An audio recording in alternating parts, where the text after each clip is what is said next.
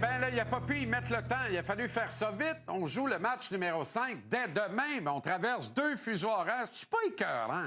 Non, ça va faire. On joue. Match numéro 5 à Edmonton demain. Renaud vient d'y atterrir avec... Non. Houston, Texas. Non, atterrir. Et ça, c'est dans... Écoute, tu vas avoir le temps d'avoir fini tous les cocktails de la soirée, là. T'es À moins même que tu finisses pas... trop tard. T'es même pas à Edmonton encore?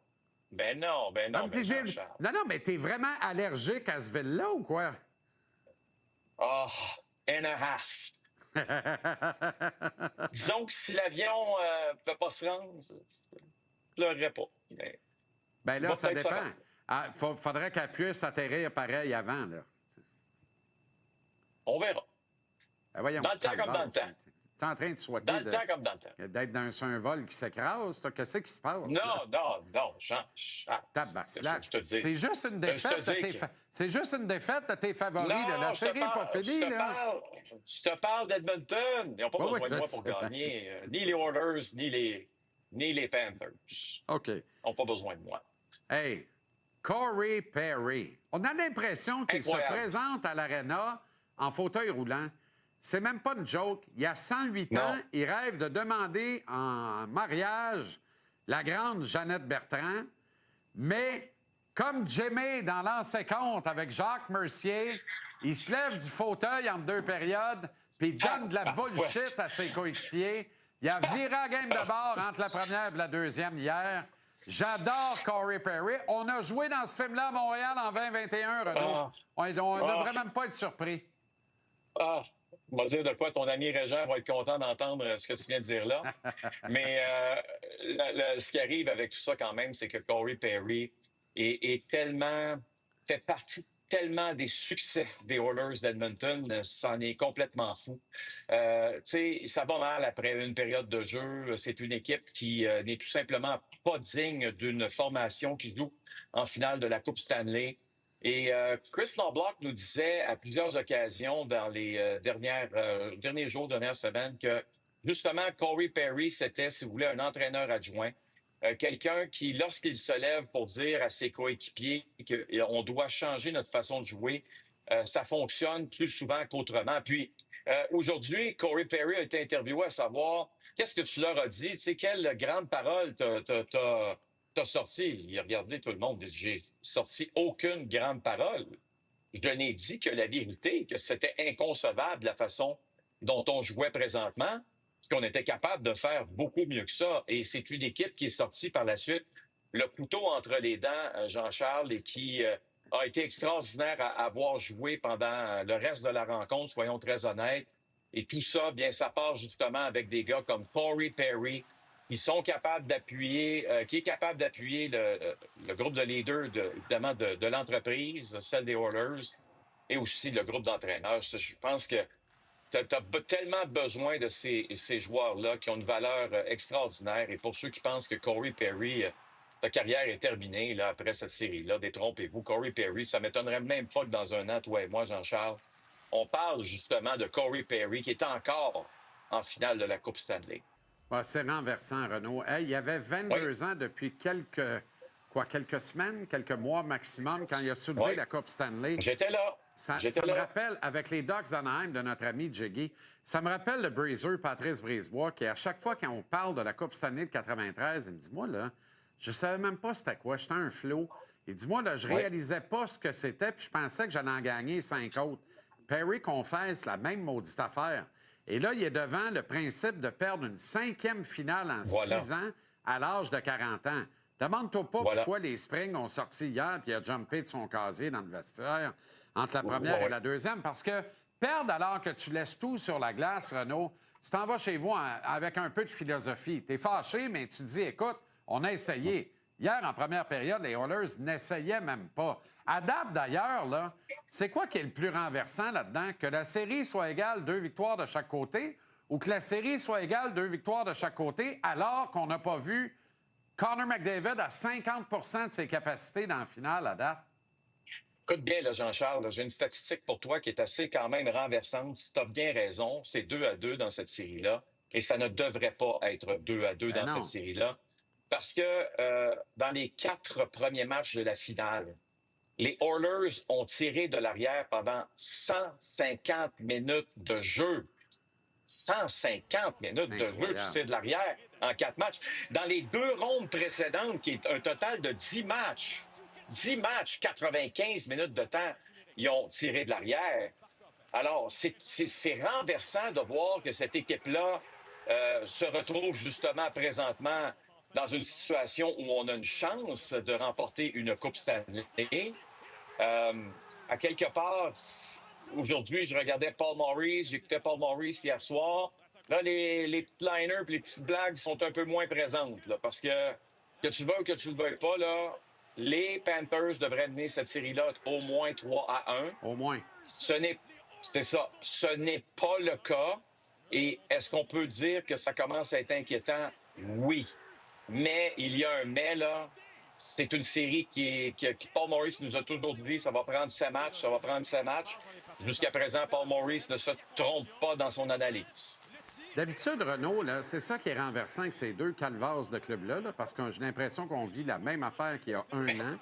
Mais à un autre niveau, là, c'est différent. Là. Quelques acteurs ont changé. Mais habituellement, un 4-7 en série éliminatoire de la Ligue nationale, peu importe, c'est un film. Oui. C'est un film qui dure le temps de la série 4-7.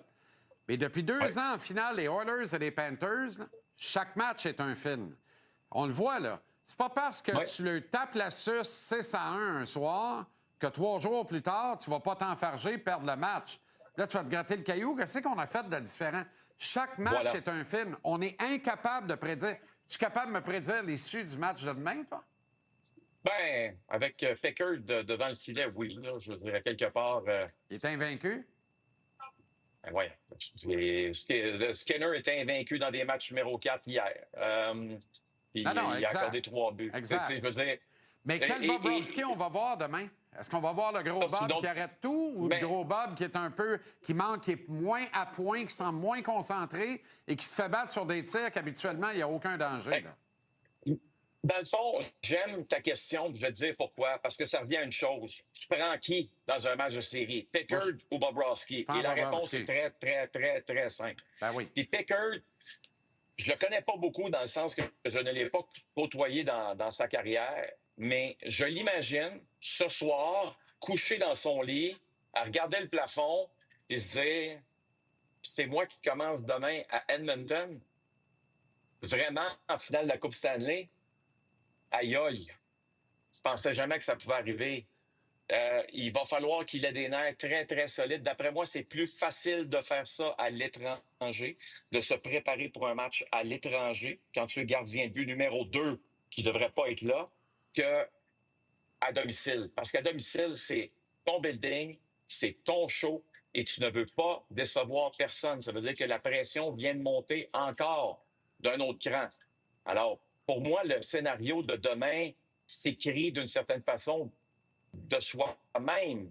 Les Panthers vont sortir de là avec la victoire. Par contre, est-ce qu'on pourrait se retrouver dans une situation où on a une histoire à la Cendrillon devant nous? Oui, ça se peut aussi. Ça aussi, ça se peut clairement, mais je ne gagerais pas très, très fort là-dessus, par contre. Bien, la beauté, c'est que des histoires Cendrillon avec les goalers de la Ligue nationale, ça ne dure pas longtemps. Mais pour les Oilers, il y en reste rien que 2 à gagner. Fait qu'il a juste à être sa tête hors norme pendant 2 games, puis il s'en va chez eux en gogoune avec la Coupe Stanley qui va débarquer dans son patelin pour une journée cet été. Puis lui, il va être millionnaire, puis il ne l'aura jamais vu venir, là, tu comprends? Puis tu suggères un excellent point, Renaud, là. Mais si ça arrive comme tu le suggères, là, les Oilers sont dans swill égal. Parce que lui, sa job ce soir, pas de somnifère, là. Tu prends un bon steak, tu prends des bonnes protéines, pas trop de pétac, mais correct. Puis là, tu vas te prendre un boblé, la saveur que tu veux d'ailleurs. Comment est-ce qu'ils font ça, 0 calories avec la saveur?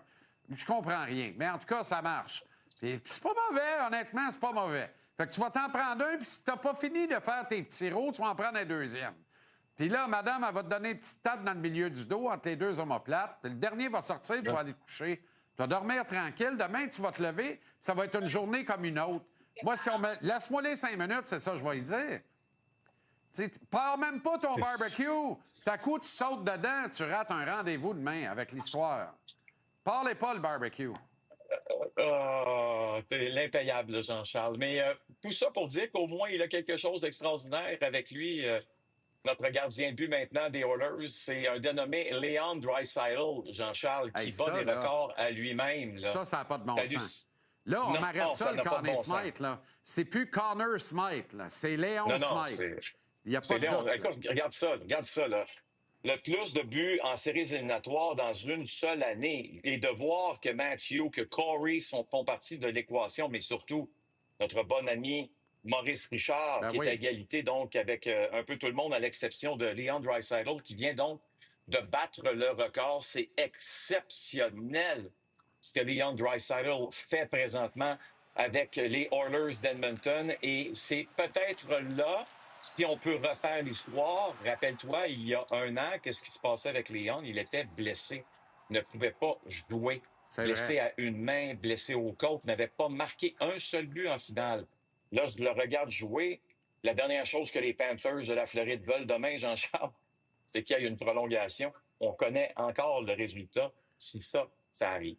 Parce que, qu'est-ce qu'il a fait, dans le fond? Rien. Il a utilisé son physique, qui est extraordinaire, sa force, qui est herculéenne, la solidité sur ses patins, puis il a respecté la première règle fondamentale dans cette game-là. Rejette la rondelle au filet, tu sais jamais ce qui va arriver. C'est sensationnel. Exactement. Sensationnel. Ah oui. Puis Renaud, quand tu regardes le but égalisateur de Sam Reinhart, sans rien enlever à Reinhart, là, qui lui aussi Non, est je diminué comprends. d'ailleurs, là, mais La il marque chanceux, ce il a été but-là chanceux. parce que la rondelle dévie malencontreusement sur un patin, Ouais. sur un jeu Ouais. parfait qui avorte, mais finalement non. Alors, à un moment donné, au jeu des rebonds favorables, là, les deux clubs finissent à égalité hier, puis les Oilers rentrent à la maison à 2-2. Moi, je suis Exactement. assommé. Puis tu parlais de la santé de Léon l'an dernier. Il va falloir qu'on apprenne à l'issue de l'actuelle finale que c'est Connor cette année qui n'est pas capable de jouer comme du monde. Oui, c'est con. C'est sûr que c'est ça, là, parce que, écoute bien, moi, je vois pas le même joueur de hockey là, actuellement, mais pas pantoute. Là. Non, il est, je ne veux pas dire lent, mais j'aime le faux terme français, tentatif. Il est tentatif, il arrive à la Ligue bleue, il perd ses batailles, mais ça demeure quand même, Jean-Charles, un excellent joueur de hockey.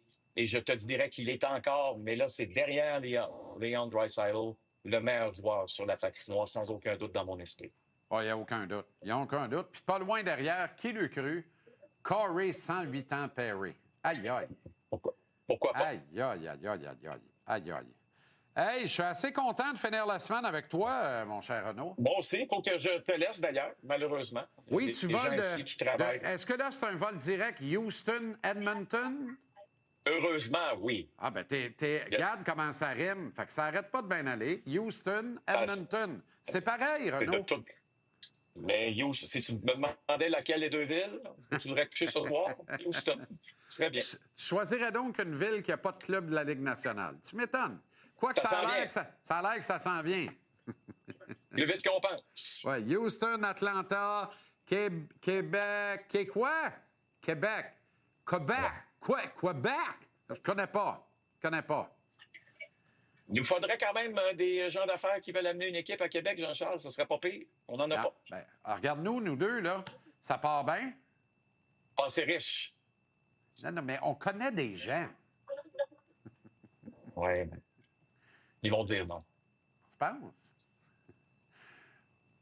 Bonne soirée, mon cher Renaud. Et à lundi. Bon week-end, hein? On est là. Non, ben, on est là lundi, là. On est là lundi. Match numéro 6. On est là pour le match numéro 6. Tu sais quoi? On va être là vendredi le 20 pour le match numéro 7. Moi, c'est ça ma prédiction. OK. Ah non, mais on va te reconduire dans tes appartements, luxueux d'ailleurs, juste à temps pour la fête nationale. À Edmonton. Salut, Ren. Bon week-end. Bye-bye.